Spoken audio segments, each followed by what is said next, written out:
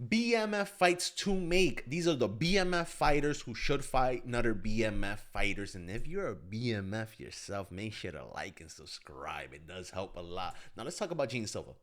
Gene Silva, when I think of BMF outside of the two people who are fighting this week, I think of Gene Silva because he went up to 155 to fight Drew Dober in short notice. Where he broke both of his hands, the bones in his hands, he broke them. So this man started throwing elbows, and he ended up cutting Drew Dober so badly that they had to call off the fight. That's a BMF right there. Now give that man a chance at the title. Will he win? I don't know. My hot take is that I think he beats Charles Oliveira, but I think he gets brutalized by Holloway. I think if you can't crack Holloway, I think at range he'll just be superior. His footwork is superior. I think we could see that, right? But I think this is also Gene Silva's dream fight, and this is a fight I would love to see. I think this is just cool. Personally, I wouldn't be mad at this. Next fight, right? The BMF fighters are fighting, and the person who I think deserves it next is Benoit Saint Denis. Does he really deserve it? No, but he is a war criminal. This man is a literal soldier. He has literally killed people. So if he wants the BMF title, let him have it. Let him go for it. Let him try it. He will be next in line, right? He also is just like a fun style. Like he's not, he's willing to, he wants to damage you, which I think is he wants blood. He wants to lick it off his gloves after he makes you bleed. And I think that's just like, I could kind of respect that more than somebody who's like Hamza Shemaev, who's going to pin you, hug you, and then hold you down and not do damage. Benoit Saint Denis is going to try to cut you up. He's going to try to hurt you. He's going to go buffoon. He's going to DDP Max, and just go crazy. And I think I would love to see that fight, right? Next one, Rufy versus Hooker. I wanted to really make fights make sense. Rufy is not a BMF. Hooker is a BMF. Whatever you like with the news recently, that's up to you. But he's still a BMF. He's still a cool motherfucker, right? And I want to make fights that kind of make sense. So I'm not gonna launch either one of them against Oliveira versus Holloway because they don't really deserve it yet. But I think this fight, just based on like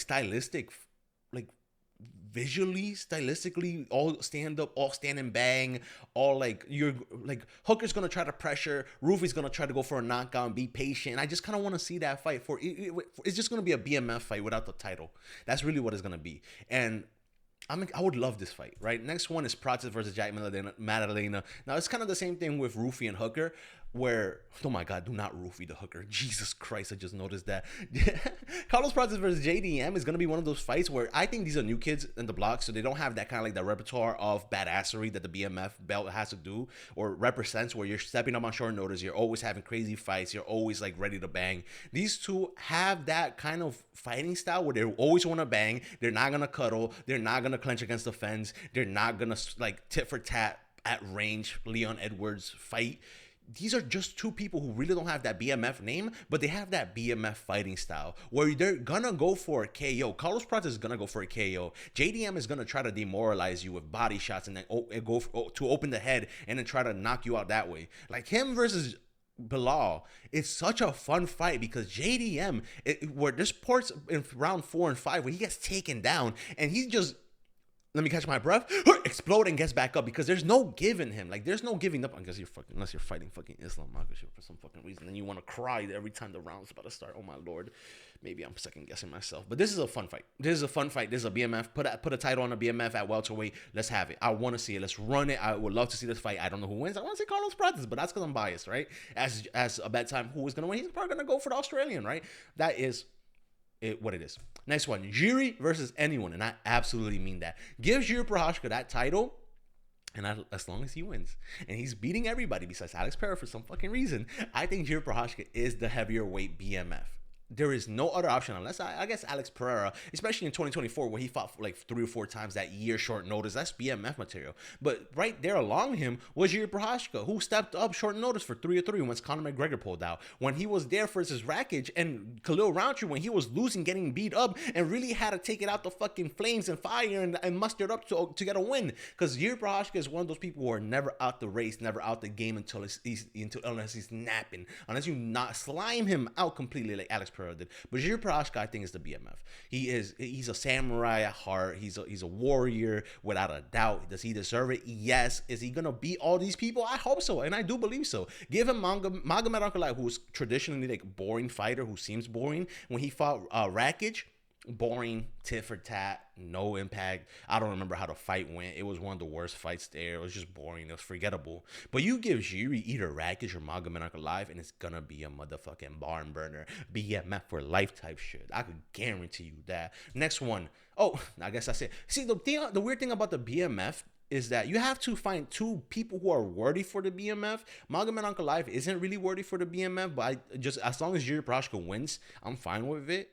But there's a lot of people who are BMF or somewhat worthy for it, but I couldn't find them appropriate fighter, right? Now we have people like Stellan Quinisalcio. We have all these people who I would say put them in a BMF fight. Let them. They are BMF representatives, but I just couldn't find a counterpart for them. So let me know down below. But besides that, here are some people who can never touch the BMF belt. I'm talking about they should be allergic to that fucking silver belt. I'm talking about don't even look at that belt. Do not even pretend to care. If you do not fucking let these people next to it. The first one is Patrick Pimblett. This man is not a BMF. You might be a fan of him. You might like how he goes from fat to skinny to ripped and shit like that. I don't give a damn if you like him. It is not BMF material to beat up people from the old people's house. You cannot go for the oldest people in your division and whoop them and think, yeah, he's a BMF for beating 40-year-olds. Yeah, let's go to the nursery home and pick up on, let's jump some nursery home people. Like, that's not BMF. That's some bullshit ass fights. Give him somebody that's fucking young for once and for all. Stop giving him these old fucking people to fucking jump on, man. It is not BMF to beat up people from the old people's house. They dementia patients, arthritis havers, the fucking glaucoma. You're giving Patty Pimblett the worst of the worst, and that's not badass. That is not badass. I don't give a damn if you're a fan of him, if you're British or not. Patty Pimblett is not a badass. Next person, flyweight, and this one is so rude. This one's so mean. But goddamn, these people, I cannot look at the flyweight division, except some exceptions. We'll get to that, right? Yeah, I cannot look at the flyweight division, most of the flyweight division, and think, yeah, that's badass. These middle school sized men are just so fucking badass. They deserve to represent our sport and our I guess our hobby, right? But there are some exceptions. If we're going to talk about exceptions, let's talk about Manalcap, who is literally on site. He's on site like that. He's really about it. And you know what? Give him the BMF belt. I don't mind it. He's about it. He throws hands. He threw elbows. He got jumped. Cool. Fine. Other person, Alexander Pantoja. You know what's real BMF? Instead of, like, you could get jumped. That's kind of BMF. You could jump someone. That's kind of BMF. Out there YN stuff, right? But you know what's really BMF? Is to support your family driving Grubhub while you're still a fucking champ. That's motherfucking BMF if I ever seen one.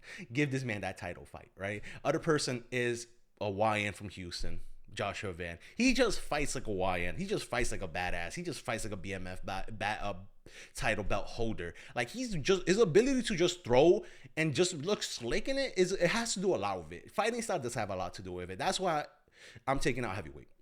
Heavyweight, unlike flyweight, does not have much exceptions. None at all. First of all, gone. It's not BMF to cheat. It's not BMF to eye poke. It's not BMF to be like a little fucking French boy. Same thing with Mike. Not the same thing with Mike Parkins. Sergey Pavlovich, we'll talk about him later. I cannot look at you and you cannot have a stutter and be a BMF, and the rest of them are just blobs. Like, you can't be a blob and be a BMF. You may be, but like, no, I don't want you to be the representative of, like, you could be the baddest man on earth, but if you fucking, I don't know, man, it's just such a weak division. No, don't give none of them the chance. Don't give none of them the belt. None of them fighting short notice. I think the only one who's closest is Tom Aspinall, who stepped on short notice against Sergey Pavlovich, who was scary at the time, who was BMF material at the time, and whooped him up. Quick knockouts. That's BMF material. But I think a lot of opinion on Tom Aspinall has switched up the last couple months, years, right? Next person, Umar Nurmagomedov. Now, tell me this man who looks up to his older cousin, who has inspiration, who writes in his journal, who writes diaries, entries, and stuff like that. You cannot look at this man and be like, oh yeah, he's a BMF. And outside of that, just him and his fighting style is not really BMF material. There's a concept of a fighter who just wants to win no matter what, and they're willing to make it boring. Islam Makhachev versus JDM, Hassan Shamad versus DDP. They just want to win. And kind of just going for that does not make you a BMF. Because BMF, you want to enter that fire. You want to prove that you're machismo, that ego. You want to prove your ego and shit like that. That's not Umar. Their team just wants to win, and you kind of just can't have it. Also, he probably has a kind heart. Look at that smile. Next one, Amos Sahabi. Now, this one's kind of fucking mean and rude and racist. Amos Sahabi versus Jose Aldo was a good fight. Amos Sahabi got soccer kicked in the head, got wobbled, got fucking running around the ropes or the fucking ring, the cage, right? While Jose Aldo was chasing him down. And then he turned the table and started whooping on Jose Aldo. That's kind of a fun fight. Him and Chito Vera was a good fight too. The problem with Amos Sahabi is that he's a 37-year-old Canadian. I cannot be a rightful American and give a Canadian the BMF title. I'm sorry, unless you're George St. Pierre. But even George St. Pierre was not a BMF. He was a goody two shoes. He was a little nerd, and that's kind of his charm. But I'm damn near not gonna give a Tim Horton sipping, snow cabin having Amos Sahabi Canadian. I'm not gonna give him a BMF title. I'm sorry. You're too polite, man. You're too polite. You're gonna say excuse me and sorry and pardon me. Like, I'm sorry, you're not BMF material. That's kind of just it. It's just racism. The next person, Mazar Evloev versus Laurent Murphy. Neither of you are gonna get the title. The fucking BMF title belt. Do they want it? Probably not. Do they deserve it? No. I think it's just that simple. I think we all know why they're here. Like, I don't need to explain myself. Both of them are just boring. Not excitement. They're not willing to go into that fire. Mazar Evloev, I say, is more. But that's mainly because he fought Aljamain Sterling. Aljamain Sterling is a backpack. How do you consider the backpack and think you deserve a BMF title? This man is more aggressive on his Twitter than he is in this cage. Like, this man does not have any form of shows testosterone. Unless you, Jesus, no. Ian Garry. Like, if we're talking about the BMF representing the baddest motherfucker in our sport, you could honestly give it to Ian Garry. Now, that might be controversial, but remember this. Ian Garry stepped up short notice against Carlos Prats as a scary knockout artist. He stepped up short notice against Shavkat Rakhmonov, a scary, he was 18-0, 19-0 at that time, all finishes. He stepped up short notice. That's BMF material. I don't mind having that resume be like, yeah, that's a BMF representation of the UFC. The problem is every time he talks, anytime Ian Garry talks with that little pea head, I just oh no, he's not badass. Oh no, he's a cuck. Oh my God, this guy cannot represent masculinity in the UFC at all. I am so sorry, man. You are badass, but I can't let the world know you're the baddest man in the UFC. That would just be bad for the company. That would be bad marketing, bad optics. Pea head. Next person, Shavkat Hamza Chimaev. Hamza Chimaev is a little weird because, again, he used to be a BMF. He used to be a bad motherfucker when he was fighting 3 times a month, KOing GM3. But it's kind of like San Andreas, where you fail a mission and your respect goes down. This man has to run a couple missions and get his respect up, like San Andreas shit. Yeah, respect plus 100, respect up, right? But right now, after hugging and assaulting my eyeballs more than you assaulted DDP, Jesus Christ, he cannot go anywhere near the BMF title. He is more scrappy. He was more scrappy and more dangerous against Ian Garry after Ian Garry pat him in the shoulder a little too tough and was being a little too cunty than he was against JDM in the entire fight. He did more damage. He took more damage from Ian Garry in that shoulder pat than DDP took from Hamza Chimaev. He cannot have it yet. Not yet. In the future, maybe, but not now. Not anytime soon, right? Next person, Magomed Ankalaev. That's really no more than just is Magomed Ankalaev. To be honest, it's more just Ali Abdallah.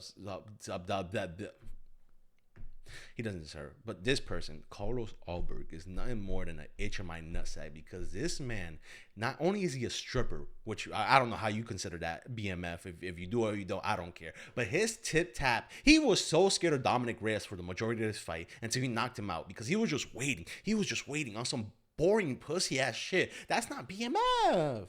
That's not BMF at all, right? Him versus Jan Blachowicz just going kick for kick, just shin for shin, just where's the man in you? Where's that pride and ego that you want to show that the BMF holder carries? That's not Carlos Ulberg. Carlos Ulberg is fighting for girls more than he's fighting for a belt. It's not impressive. It's not badass. It's not cool. Really? That's how you want to be remembered, as a tit for tat, boring, weird camp having ex stripper? Okay, sure, you're not a BMF. Stay away from the BMF belt. I hope your prochazka knocks you out. Next person, Jan Blachowicz. This one's kind of fucking rude because I like him. He just doesn't deserve it. He's old.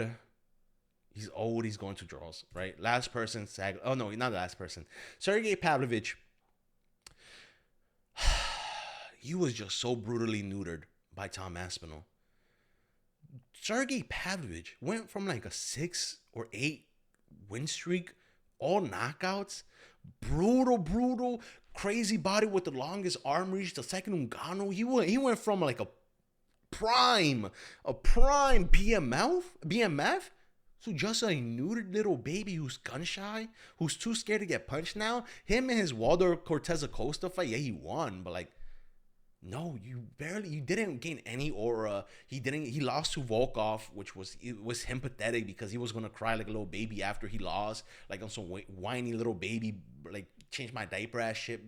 Like it was like all his aura, all that BMFery got fucking neutered and stripped away by Tom Aspinall.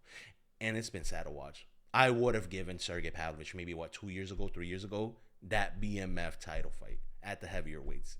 Him versus Jiri Prochazka to make it happen. But now it's just so disappointing to see Sergey Pavlovich in his trajectory to being like a little soy boy beta cuck. I don't know what else to put it.